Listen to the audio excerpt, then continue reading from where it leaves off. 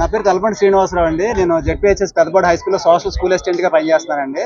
Morning ఇక్కడికి వస్తే నా ఓటు ఏలూరు అసెంబ్లీ కాన్స్టిట్యున్సీలో ఉంటే ఇక్కడ ఓటు వేయాలని చెప్పారండి. ఎంఆర్ఓ ఆఫీస్ వాళ్ళు చెప్పారు పొద్దున్న వస్తే. ఇక్కడ నేను అన్ని డాక్యుమెంట్స్ ఎలక్షన్ ఆర్డర్ అన్ని పట్టుకుని ఇక్కడికి వస్తే, ఇక్కడికి వచ్చిన తర్వాత ఆర్ఓ గారు అంటున్నారు మీరు ఎక్కడ వర్క్ చేస్తే అక్కడికి వెళ్ళాలంటున్నారు.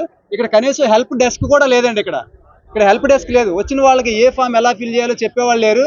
ఇక్కడ కనీసం ఓటు ఎక్కడుందో గందరగోళంలో సగం మంది ఉపాధ్యాయులు ఉన్నారండి. ఇప్పటికి ఉద్యోగులు ఓటు వేయకూడదు, ఎలా అయినా సరే ఓటుకి ఇంక దూరంగా ఉంచాలనే ఉద్దేశంతో ఇదంతా చేస్తున్నట్టు కనబడుతుంది.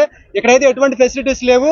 ఇప్పటికైతే నా ఓటు రాలేదండి. ఇప్పటికి దెందూరు కాన్స్టిట్యున్సీలో ఎక్కడ ట్రైనింగ్ తీసుకున్నాం అక్కడ అన్నారు. నేను 15 రోజుల క్రితం పాయింట్ 12 ఇచ్చాము అక్కడ ఎలక్షన్ ఆర్డర్తో పాటు.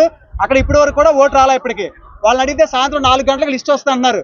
సాయంత్రం 4 గంటలకు లిస్ట్ వస్తే మేము ఎప్పుడు ఓటు వేయాలి? రేపు మళ్ళీ పీఓ ట్రైనింగ్ ఉంది. రేపు ట్రైనింగ్ మళ్ళీ వేరే కాన్స్టిట్యున్సీకి వెళ్ళాలి. అంటే ఇక్కడ ఓట్లు వేయకూడదు ఎంప్లాయీస్ అనే దురుద్దేశమే ఇక్కడ ఎలక్షన్ కమిషన్ ప్రభుత్వం ఇదంతా కూడా దురుద్దేశంతో చేస్తున్నట్టుగా కనపడుతుంది. కాబట్టి దయచేసి ఉద్యోగస్తులకు క్లారిటీ ఇవ్వాలి. ఉద్యోగస్తులకు అవగాహన లేదనే తప్పండి. ఉద్యోగస్తులు బాగా చదువుకున్న వాళ్ళే ఉంటారండి. ఉదాహరణకి ఇక్కడ అందరూ పోస్ట్ గ్రాడ్యుయేట్లే ఉంటారు తప్ప చదువుకున్న వాళ్ళు వేలుముద్ర వాళ్ళు ఎవరో పోస్టుల బ్యాలెట్కి రారండి ఇక్కడికి. కాబట్టి ఉద్యోగుల మీద ఎప్పుడు నెట్టివేయడం సమంజసం కాదు. ఇక్కడ సరైనటువంటి సమాచారం ఇచ్చే వ్యవస్థ లేదు. ఇక్కడ అంతా ఫెయిల్యూర్ అండి. సిస్టమ్ అంతా ఫెయిల్యూర్. ఇక్కడ కనీసం క్లారిటీ లేదు. ఇక్కడ మీరు ఎవరైనా అడగండి, ఎంప్లాయీస్ని ఎవరికైనా క్లారిటీ ఉందేమో అడగండి. ఇక్కడికి వస్తే ఓటు ఎక్కడ ఉందని చెప్తున్నారు. కాసేపు వెళ్తే మీరు అక్కడ వర్క్ చేస్తున్నారు అక్కడికి వెళ్ళాలని చెప్తున్నారు. 1950 అనే ఎలక్షన్ నెంబర్ ఇచ్చారండి. ఎలక్షన్ వాళ్ళు ఒక టోల్ ఫ్రీ నెంబర్ ఇచ్చారు. ఆ 1950 చేసి చూడండి. వాళ్ళు ఇంకా అధ్వానంగా చెప్తున్నారు సమాధానం.